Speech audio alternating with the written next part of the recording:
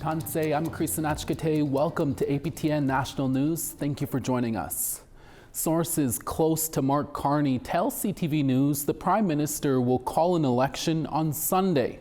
The sources say a final decision on whether Election Day will be April 28th or May 5th has yet to be decided, but will be made shortly. Parliament was set to return this Monday after being prorogued following former Prime Minister Trudeau's resignation. By calling an election on Sunday, Carney will not have to present a throne speech or face confidence votes in the House of Commons. Carney does not currently have a seat in the House of Commons as well. The cost of the planned redevelopment of the iconic former Hudson's Bay store in downtown Winnipeg has now doubled. On Wednesday, the Southern Chiefs organization presented an update. APTN Sierra Bettens has more. A tower crane sits outside the Wewena Bagaganagan redevelopment in downtown Winnipeg, marking a milestone in the construction process. Inside, months of labor by a workforce that is over 3/4 Indigenous has gone into redeveloping the former Hudson's Bay building into a site of housing, business, and cultural space for First Nations. We are reclaiming this space and transforming it into something that reflects First Nations values, our strengths, and our aspirations for a better future for our young people and those who are here now. Big changes were announced on Wednesday morning to the timeline, scope, and budget of the project. The original projected cost, announced in 2022, was $130 million and then jumped to $200 million in 2023. Now, Jerry Daniels, the Grand Chief of the Southern Chiefs organization, who is heading the project, says the total budget is $310 million.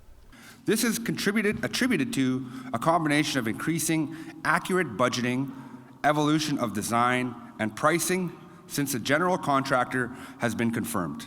Daniels added that supply chain pressures, inflation, and tariff threats on construction also impacted the increase. SCO says the development will now include 373 housing units. 200 will be affordable units for First Nation citizens. Previous plans for assisted living units are among the items that have been paused. We had to take the assisted living piece out because we didn't have a costed plan for that, so you need government funding to support that, and so we weren't able to ensure that that was going to be the case, so we put that aside for now. The building will also provide office and retail space for First Nations entrepreneurs. Plans to have the project completed in 2026 to mark the 100th anniversary of the building have now been pushed back to the second quarter of 2028. Sierra Bettens, APTN National News, Winnipeg.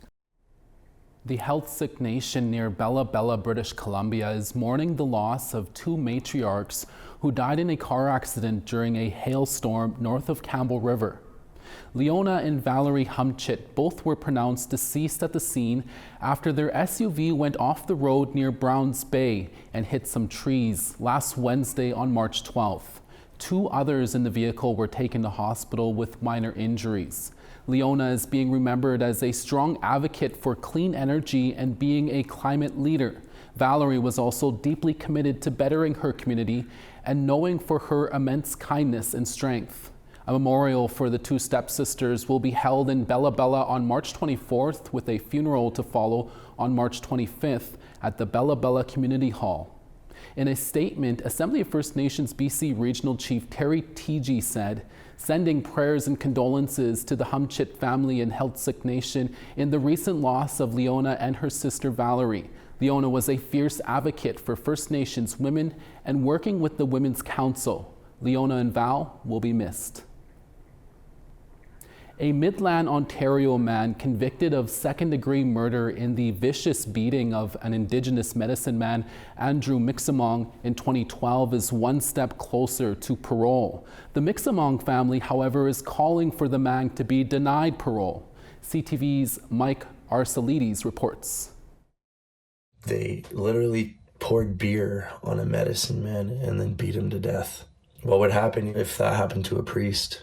Andrew Mixamong's nephew, James, wants the man responsible for his uncle's murder to serve life in prison and be denied parole, a crime the judge in 2015 described as a profound disrespect for human life in the merciless beating of a defenseless, vulnerable individual. This entity, because he's not a person, I don't feel like this entity should be released into the general public. Justice is served for my brother. 39-year-old Jesse Herlichka was sentenced to life in prison with no chance of parole for 10 years.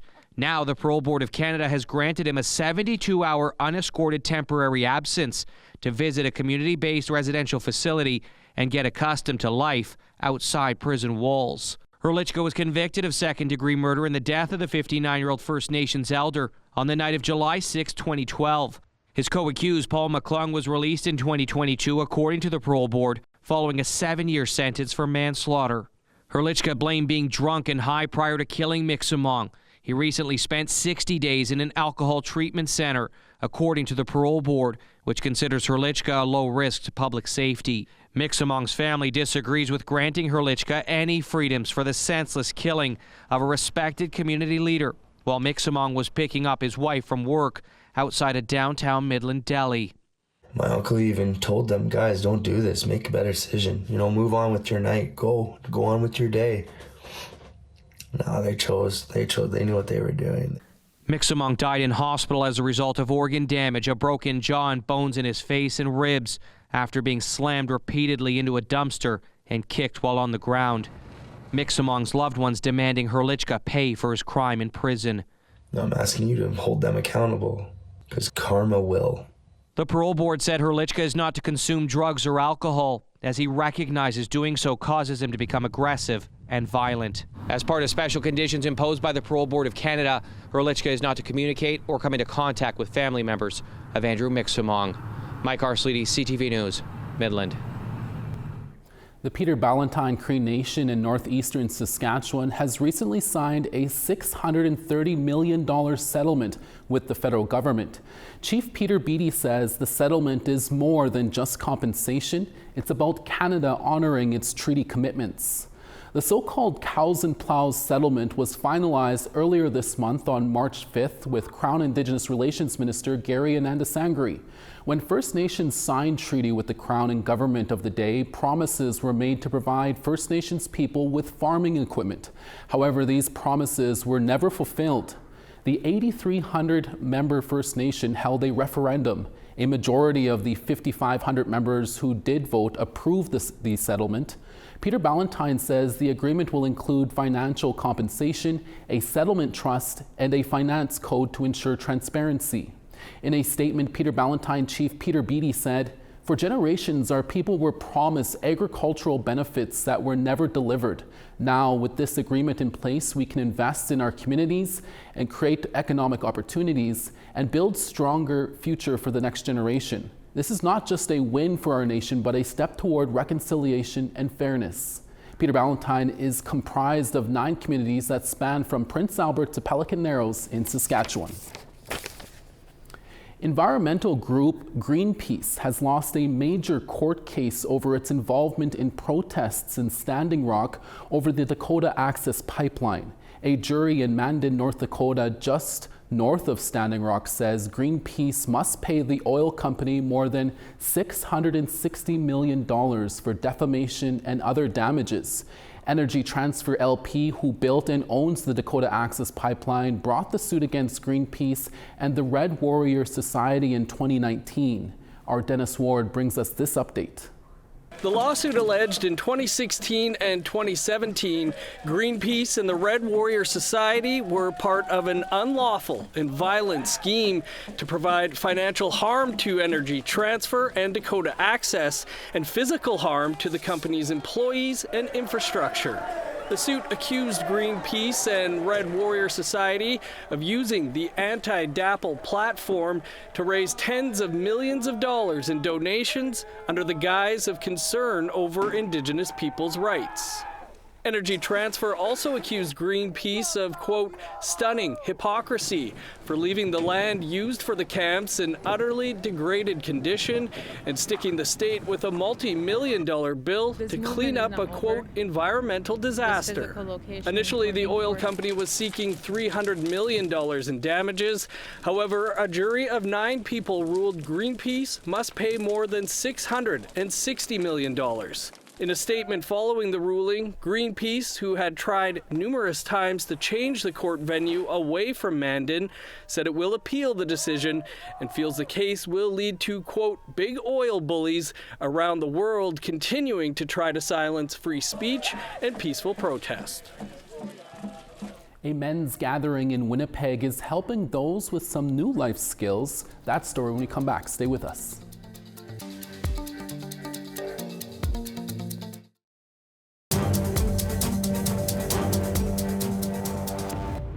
Welcome back. A non-profit organization in Quebec is meeting the challenge of supporting, developing, and promoting Anishinaabe arts, culture, and language. They are creating a space for Anishinaabe to share wisdom and develop a video game to help the youth gain important knowledge. APTN's Kim Sullivan has more. Minwashin is an organization that aims high. Its goal, revitalizing and celebrating Anishinaabe culture. We've got lots of bones. Yeah. While gathering Anishinaabe together and encouraging the expansion of their language and traditions. Il y a tellement de choses à faire lorsqu'on commence à prendre conscience de la lecture qu'on doit avoir sur notre histoire, sur notre culture, qu'il est important de retourner dans tous ces facettes-là de la sauvegarde de notre culture et de notre langue. Minwashin begins with these ideas. The organization carries out archival research, collaborates with museums to correct falsehoods spread by colonialism, and partners with culture keepers to develop projects that continue the handing down of traditional knowledge. Nous laissons la porte ouverte, puis nous laissons la liberté à tous les gens qui veulent faire une démonstration de leur savoir-faire, de leur connaissance, de la transmission. On les laisse libres de faire ce qu'ils veulent avec ça, de la manière qu'ils le veulent. Et Minwashin, sa principale responsabilité de tout ça, c'est de fournir les ressources et les accessoires pour y parvenir. Donc, nous créons toutes sortes de choses à l'image de ceux qui sont les porteurs de ces connaissances-là. Yeah, so who's ready to get some? Grace Rat is one of those cultural bearers. A member of the Algonquins of Barrier Lake from the community of Kitsiganik, Rat was named a Master of Living Traditions in 2021 by the Quebec Council for Living Heritage. She also received the King Charles III Medal last month for her contributions to preserving Anishinaabe culture. With Minwashin, she initiated a project focusing on moose called Wikwimo, which means bark basket in Anishinaabe-Moan. Wigwamut is about moose legs. It's what I do with my teachings about the moose. And I use the moose legs. And out of the moose legs, there's many teachings in there. You can make a game called Nabuan. And then I have the rattle I can make out of the hoofs. And then I have the moose hoof bag. And this is why I choose the word Wigwamut, because Wigwamut is the birchbark basket in order to preserve our language and our culture in that basket. Wikwemo is a digital teaching kit accessible to all, consisting of video capsules and workshops. Designers strove to make the kit interactive in order to ensure it would be used and appreciated. Les enfants, ils sont pas intéressés à être assis puis à apprendre. Les enfants sont intéressés à jouer, à être en mouvement, à avoir des interactions. Et c'était le fondement de la mise en place de ce projet-là. Musukat, moose leg, Padorinia. Rat decided to share essential Anishinaabe teachings through an augmented reality video game. My grandkids, they were playing their video game and they didn't want to listen. You know, they don't look up when they play their video game. So one day you're going to see me in your video games. That way you're going to listen to me and hear me what I'm going to say, I told them. The game, for smartphones and tablets, allows players to skin a virtual moose leg and create things like rattles and leather laces. À partir de là, on peut expliquer à un moment donné l'origine de nos vêtements, l'origine de notre habitation, l'origine de ce qui est nécessaire lorsque les animaux contribuent à rendre notre vie meilleure, à rendre une qualité de vie extraordinaire. It certainly got Grace Rat's grandchildren paying attention. Yes. Yes, that's what they did. They listened. They were surprised to hear me on the video game. For Minwashin, this use of technology to transmit knowledge adds up to a mission accomplished. C'est le fun de retrouver cette joie-là qu'ils ont à regarder et à écouter. Kim Sullivan, APTN National News, Montreal. A two-day men's wellness gathering is being held in Winnipeg this week. It's being hosted by Southeast Child and Family Services, and advocates say the gathering is helping to fill a big need in the community. Our Tyler Shingus has more. The Men's Wellness Gathering provides an opportunity for men from 8 First Nations in southeast Manitoba to gather and recharge with one another. More than 150 people took part in the event, promoting the well-being and empowerment of men in the community. The free gathering included a craft market, self-care services, food and entertainment, as well as inspirational talks from people like Chief Gordon Blue Sky of Broken Head Ojibwe Nation, south of Winnipeg. Jordan Hamilton was in attendance at the first gathering last year and returned this year to see what else was being offered. Facial, eyebrows, hair cutting. He emphasizes the importance of these events to bring together members of the community. My second year coming to a men's gathering here, and basically is some stuff are new here that I noticed, and it brings all these men together to finally get men going in one workshop. That's the best thing to do. That's what we need more often in our communities and our environment around here. And I'm proud that the Southeast is doing this for us and putting everything together, organizing everything. Hamilton said he appreciates Southeast's efforts to bring the community together through food, entertainment, and wellness workshops, and looks forward to continue to witness the growth. Tyler Shingus, APTN National News, Winnipeg. We now want to tell you about this week's third web poll question. Over on our website, we ask, former Prime Minister Justin Trudeau is calling for RCMP reforms. Do you think the Mounties can change? Your answers are yes, no, or unsure. Go to our website at www.aptnnews.ca/polls to have your say. It's Thursday, and that means we have brand new updates of this week's APTN's Investigates and Nation to Nation. We'll be right back after these messages.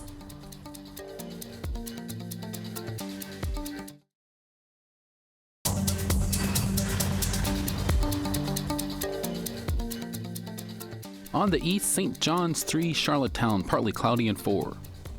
Cartwright -1 and sun, Happy Valley, Goose Bay 0. Quebec City 6, Saguenay 12. Peterborough 12, Sault Ste. Marie -1. Sioux Lookout -6, Wawa -4. The Paw -7, Norway House -9. Brandon -9, Gimli -3. 2 in Swift Current, Yorkton -8. Meadow Lake -5, Stony Rapids -24 in sun. Grand Prairie 6, Fort McMurray -4. Calgary 10, Medicine Hat 10. 9 in Penticton, Kamloops 12. 3 in Dees Lake, Fort Nelson -1. Beaver Creek -2, Dawson 0. Fort Lard -8, Trout Lake -8. Fort McPherson, minus 19. Colville Lake, minus 14. Baker Lake, minus 22. Cambridge Bay, minus 25. And Iqaluit, minus 20. Clyde River, minus 18. Thanks for staying with us. In the final months of 2024, 15 Indigenous people died in police custody or during interactions with police across the country. The wave of violence caused an outcry among Indigenous communities and renewed calls for a national inquiry into systemic racism in policing. In the first of a special 3-part series, APTN investigates the strained relationship between Indigenous people and law enforcement agencies in Canada. Here's a preview.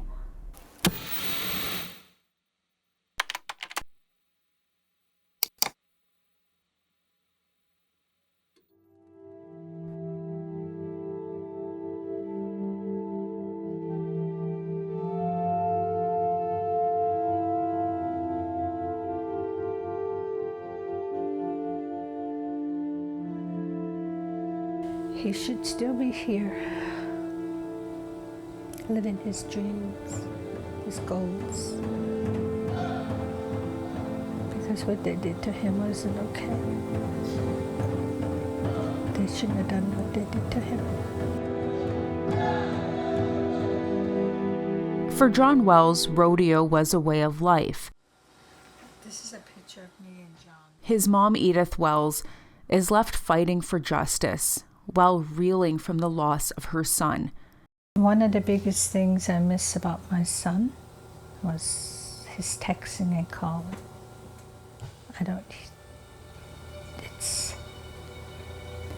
It's the hardest thing to deal with now. She last heard from him on the night of September 16. When I got up that morning, next thing the phone rang. And I said, hello? This is the tactic team from Calgary. And the first person I thought it was my son. I said, where's John? Is John okay? Where is he? And he just said, I'm sorry to tell you, your son is not coming home. So, he's not coming home. And you can catch that new episode of APTN Investigates Inside Policing Deadly Force, airing this Saturday on APTN. Fraser Needham joins us now from Ottawa to tell us what's ahead on Nation to Nation. Fraser? Coming up after the evening news, the winds of an election are in the air, and it looks like Canadian voters will soon be going to the polls. McGill University professor Veldon Coburn is here to talk about whether Indigenous issues are on the leader's radar in the upcoming campaign. As well, Donald Trump's threats have created a refocus on building pipelines to send oil and gas to non-U.S. markets. Ken Coates says this is good news for the First Nations, who have a prominent role to play. And the Liberal Party's climate change policies seem to have disappeared along with Justin Trudeau. Green Party leader Elizabeth May talks to us about where climate activists go next. All this tonight on Nation to Nation. Thank you, Fraser. And that's your daytime newscast for this Thursday. Dennis Ward is back with your evening newscast in a new segment of Truth in Politics. Make sure to join us then. From all of us at APTN National News, hi miigwech masicho. Thank you for watching, and we'll see you again. Ekse.